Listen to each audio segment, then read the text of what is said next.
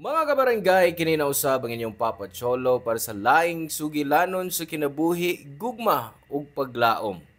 Kini ang Barangay Love Stories din ang matag storya usa ka kahayag sa atong mga kasing-kasing. Dali, maminaw ta.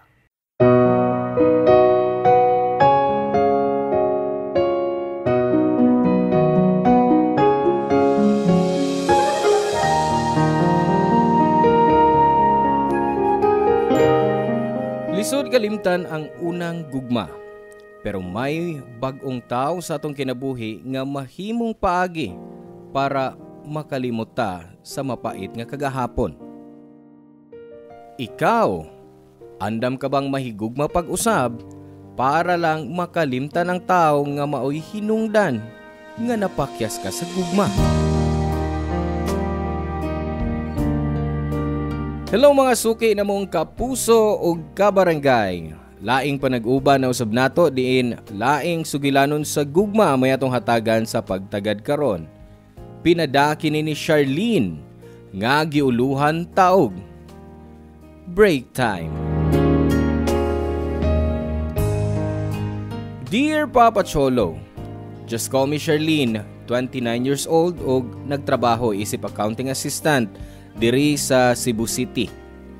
Dugay na akong kalingawan ng pagpamati og drama sa radyo. Pero nakahuna-huna na lang ko nga magpada sa akong kaugalingong storya. Sugdan ako ang akong true story sa akong relasyon sa akong uyab kaniadto nga si Dylan Papa Cholo. Schoolmate nako siya sa college og gisugot nako ang iyang pagpanguyab nako dihang dungan mi graduate sa among mga kurso.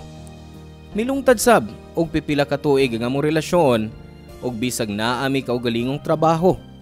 Naningkamot mi nga mahatagan og panahon ang usag-usa, Papa Cholo.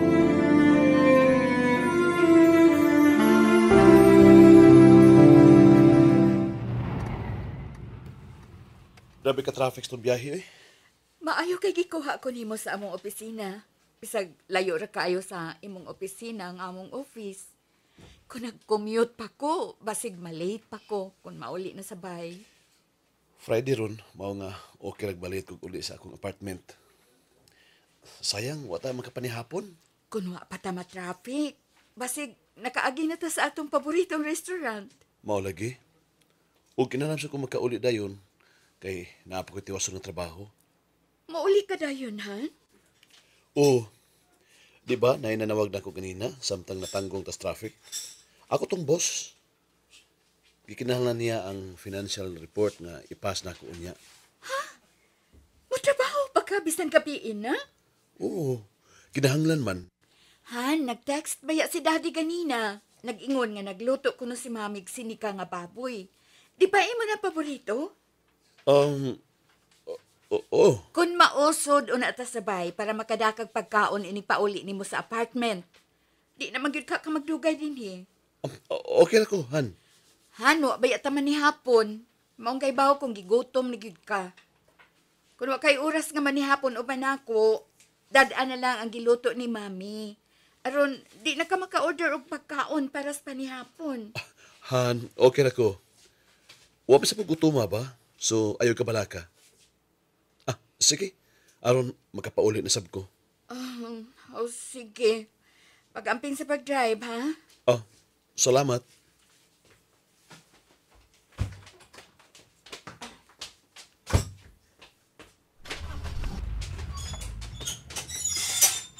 Oy, si Dylan itong naghatod ni mo? Yes, Dad. Pero, milakaw na kay may kinahanglan ko no siyang tapuson nga report sa iyang trabaho. Wa lang siya musuod sa bay para mangayo katahura namong mami ni mo. Di ba baya kayo lang ang gabi eh? May tiwasan palagi ko no siyang trabaho, Dad. Ay, rason na to riya. Bisag ang tinuod, di siya ganahan mag-istorya na mo ni mami ni mo. Daddy, diliingon ni Ana si Dylan. Busy lang yun siya. Ay, lagod siya dipinsahe. Kaya nakailan ako sa imong uyab. Panagsaramang gani na mo kuyog sa atong mga family gatherings o perming irason ang iyang trabaho. Workaholic lang yun si Dylan, Daddy. Unya, nga naman ikaw, be. Magkaadto man ka sa ila, converti sa iyang daddy o ka sa iyang mami. Manghangi pa man gani ka sa imong mami usahay nga magluto, aron may dakang pagkaon sa ila. Samtang si Dylan, ni effort bagod. Mangumusta bagod sa imong mami. Wa. Ngayon man na siya. Maglikay man na siya makikita o makikstorya na mo. Usa o man nato siya sa pag-ila pag-ayo, kung kanunay siya magpalayo na mo. Mas makipagbusuod ka na lang din eh. Suod na oy. Kaya wa pa makapanihapon sa mami mo. Ay nagtuo man gud me eh. Ani man ihapon ang imong uyap. Pero murag, di man siya ganang madungan mig pangaon. Papa Cholo, tinuod yun ang ilang giingon nga di ka basta-basta makaila sa usa ka tawo kung di padugay nimo silang kaila. Kaysa dihang nanguyab pa nako si Dylan, Papa Cholo. Wa siya lang gipakita nako kundi puros good side niya. O butan siya nako ug gentleman dihang nagkauyab mi. Pero didto nako siya mas nailhan pa. Papa Cholo, gawas nga di siya mukuyog sa mga family gathering namo. Usa sa makadismaya niyang batasan kay kanunay siyang late matag date namo. Di gyud siya mahutdan og palusot. Kundi traffic, naguba ang iyang motor, wa siya makabantay sa oras og uban pa. Gihatagan ako siya grilo kaduha para lang maabot siya sa oras sa among mga date. Di lang panagsa siyang malate. As in kanunay gyud. Okay kay bawo man siya nga taas kog pasensya og dali ra kumusabot, murabag bigara sab. Di gyud mi masipyat nga mag-date at least once a month, Papa Cholo.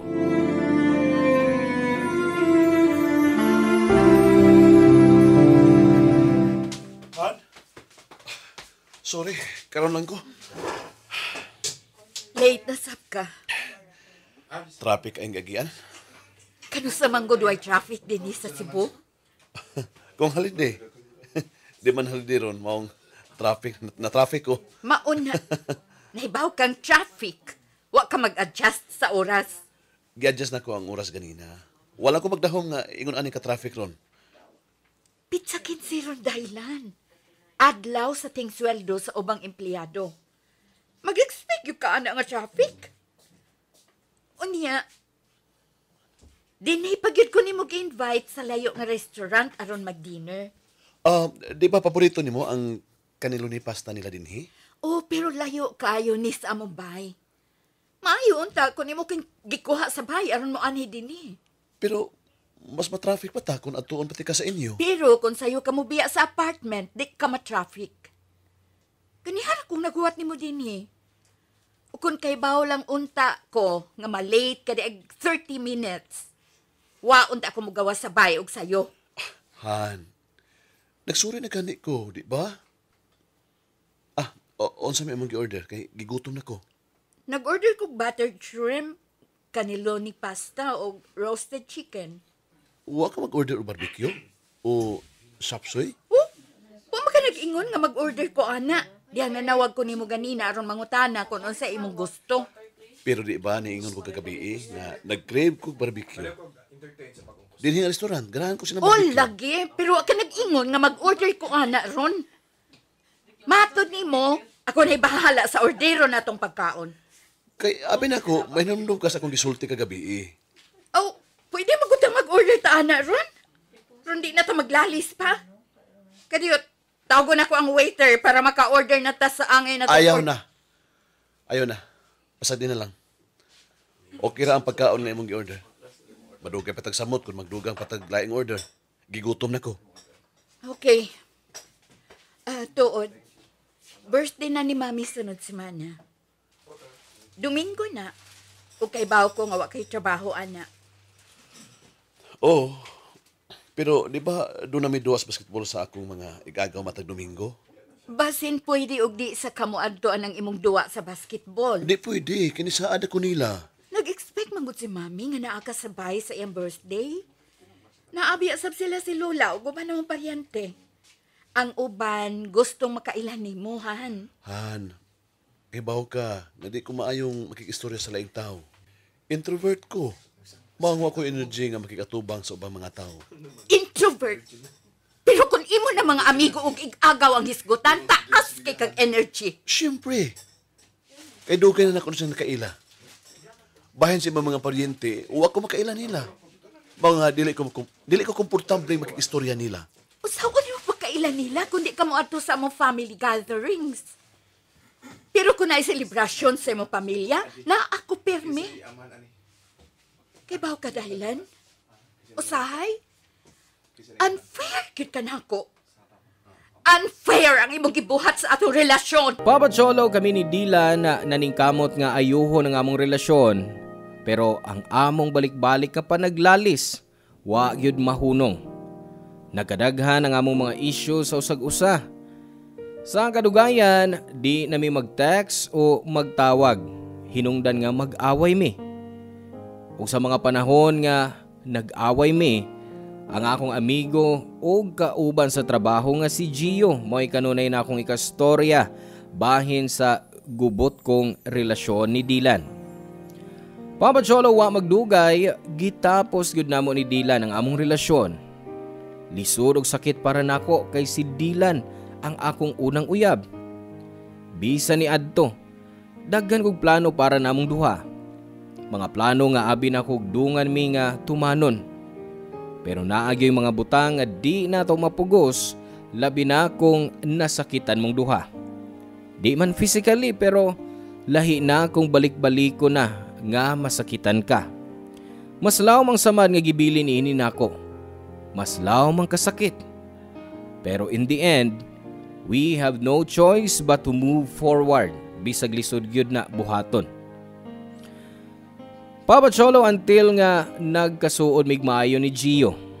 Pero shaky na sab iyang relasyon sa iyang asawa ug hangtod nagbuwag sila. Og diha I admit nga may espesyal na sab ko nga pagbati ni Gio, Papa Cholo. Hangtod nga nagkakami.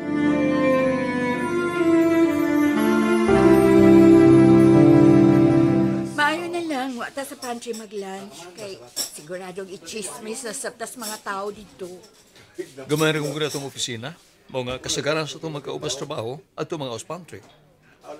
Pero sige lang, lamay mo sa mga pagkaon ng restaurant. Oo.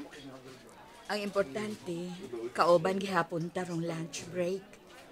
Maura ni makarelax ko kamay. Grabe, manggol magpadungog-dungog ng uban natong office mates. Uy, ako kuno, ako na yung naguba sa inyong relasyon sa imong asawa. Then you know, gistoryahan pa ko sa atong manager. O sayang ingunin mo? Di kuno ta mag-PDA kaayo sa opisina. PDA? Oo, public display of affection. O mag-sweet-sweet at tubangan sa daghang mga tao. O, di man tayo muna na. Maubita na akong gisulti sa atong manager. Mga professional ta sa atong trabaho. Di na niya kinalang isulti na ko. Kay close mo sila sa kong ex. Kaya di ba, nagtrabaho sa kanya sa HR sa atong opisina. Basin hangtod ka ron. Nagkumustahay gyapon silang duha. Seryoso kay siyang now, samtang nakigsulti na ako. Pero, okay ra. Wa man ta mag-PDA ba? Maglagot lang sa kus ubang office mates. Oy, kay permis silang padungog-dungog kung moagi ko sa ilang station. Ya, kay baw ka ba, one time, naailaing office mate nga ni kahit og dasmag nako sa hallway sa office. Basig wala tutuyo ah. Yang gituyo, wa man siya mangayog sorry nako. Nahug pa magani akong bag, pero gitan aura-ora ko niya, diha akong gipunit. Ikaw ba, babe? Kumusta ka? Aha? Nangutana ko nimo kung kumusta ka. Kaya di ba, nag-leave ka duha ka adlaw? Imanggod ka mo reply sa akong mga chat nimo, uy. Ngano nag-leave ka? Wasab ka nisulti nako. Wasab kay medical certificate nga gi-email. So, sa dihang ipangutana ko ni Divine about sa imong leave, niingon na lang ko nga naakay lakaw. Bisan ko na tinuod, wagid ko kahibaw kung Charlie, unsa kining, kay... I think we should stop this. Unsa? Ingon ko, mas may siguro nga undangon na yun nato. Gio, kasabot kog English. Di naman tingali ni mo ang balikon ang imong gisulti. Ang wa na ko masabti kay ang unsa may atong undangon? Ang atong pagkaon ron? Ang atong pag-istoryahanay o ang Ang atong relasyon.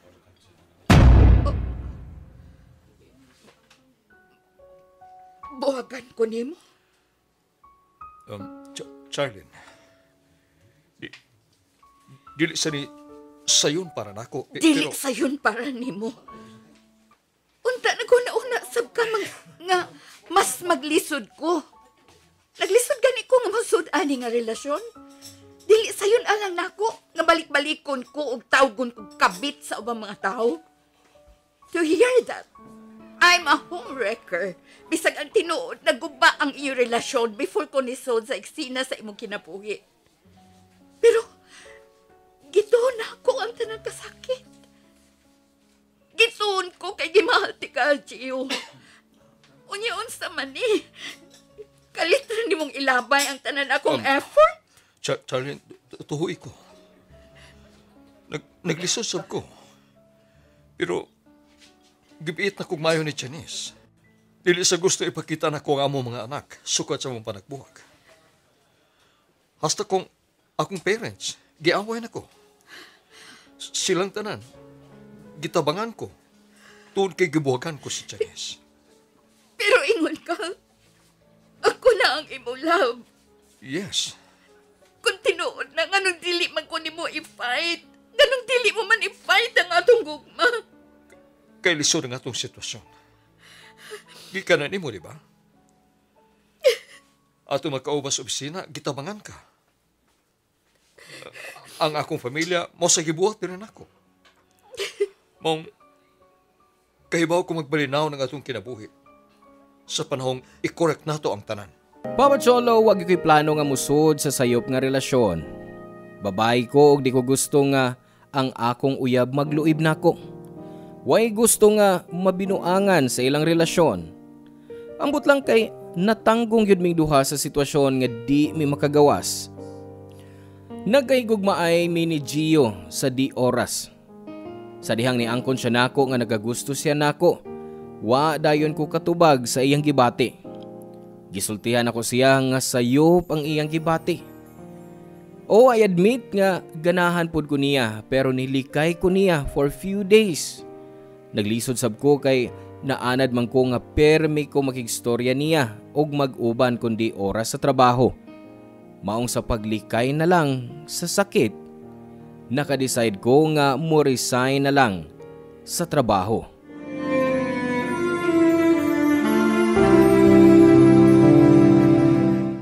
Sigurado kang resign ka na dyan, Charlene?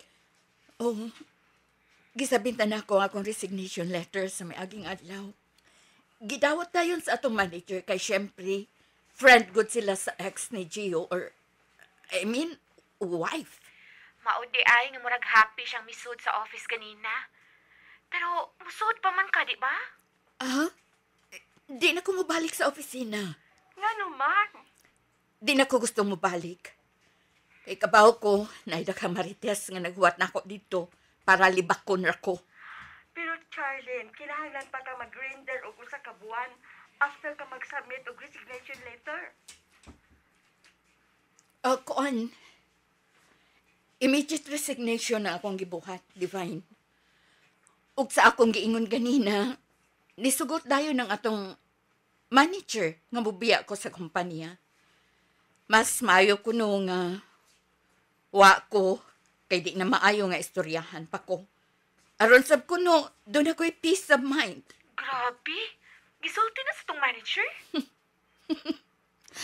Oo. Pero pasagdi na. May punto siya sa iyang gisulti.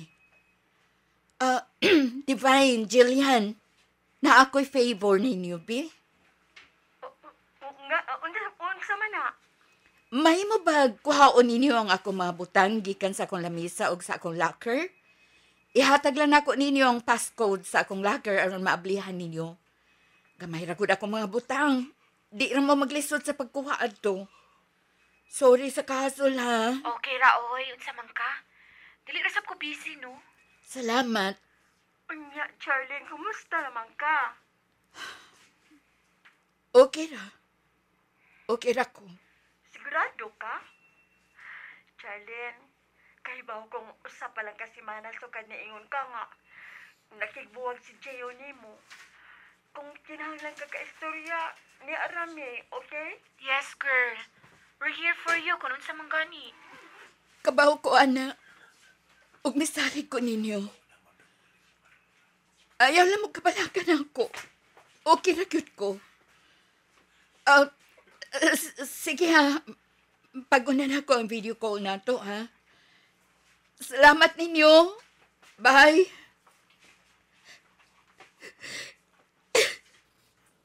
Okay ra ko. Okay ra gyud ko. Charlene, anak, nagmata ka pa ba? Yes, Mami. Nagmataba ko. Ay, Oh. naghimo kog ti. Ug ni agidadaan ti ka dinhi. Imnan eh. Salamat, Ma'am. Kahumot sa ti. Oo, ug lami sabna. Dili kaayo pait. Pero pabugnawa una gamay, di ka mapaso inig-inom nimo. Sige, ibutang ko una ni Denise sa gamay lamisa. Anak, Yes, Ma'am. kumusta man ka? Okay ra ko. Charlene, sukad kang miingon nga nagbuwag na mo ni Gio. Wa ka na'y balita na ako. Sultihi ko's tinuod. Okay ra ba gyud ka?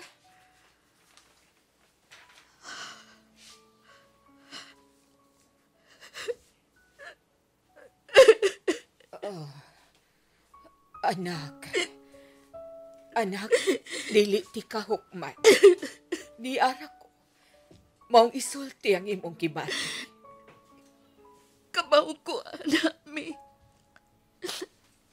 Kaysa akong pag-ingon ni mo nga, kasada na sa laing babae ang akong bagong boyfriend. Wa ka masuko na ako. Kay nakasiguro ka nga buwag na sila sa iyang asawa sa wa pa kamusod sa inyong relasyon. Pero ang pangutana nako nimo, nganong nisod ka og bag-ong relasyon, bisag kahibaw ka sa imong kaugalingon, na dili ka pa ready. Kay maunay nakita kong paagi. Aron maka-move on dayon ko ni Dylan. Naguna-una ko nga kung dunay bagong lalaki sa akong kinabuhi. Magkalimtan ko dayon siya. Ug nahimo na nako, Mami. Nakalimot dayon ko kang Dylan. Oh, yes, sakto ka. Pero unsa na hitabo? Nasakitan gihapon kas lalaki nga gipuli nimo dayon, di ba? Nasakitan ka kay nakigrelasyon ka sa di pagyud ka ready magmahal pag-usap. Gidali nimo pag-ayo ang tanan, anak. Pero kahibaw kong strong ka. Tanang kasakit ni imong gibati ron, mabuntog ra na nimo. Makalimot ra ka og mahigugma ka ra pag-usap sa saktong panahon.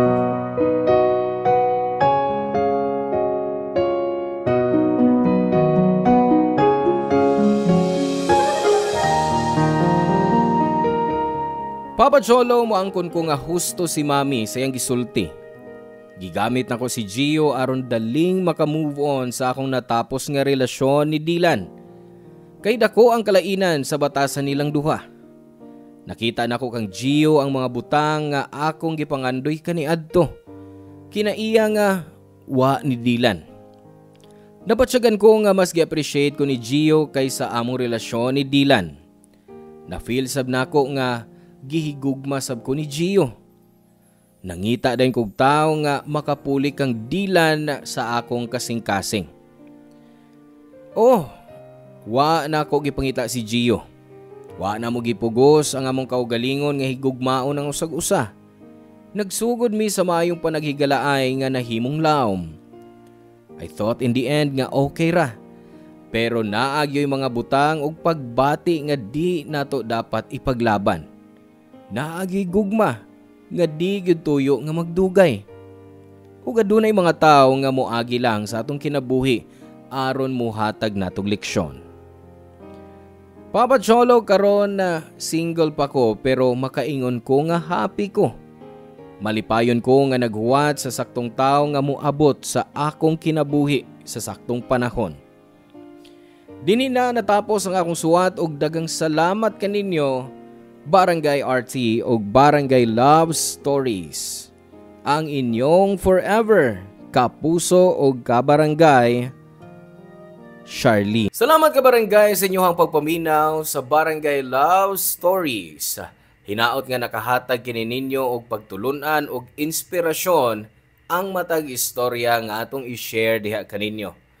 Hangtod sa sunod higayon kabarangay, ug salamat.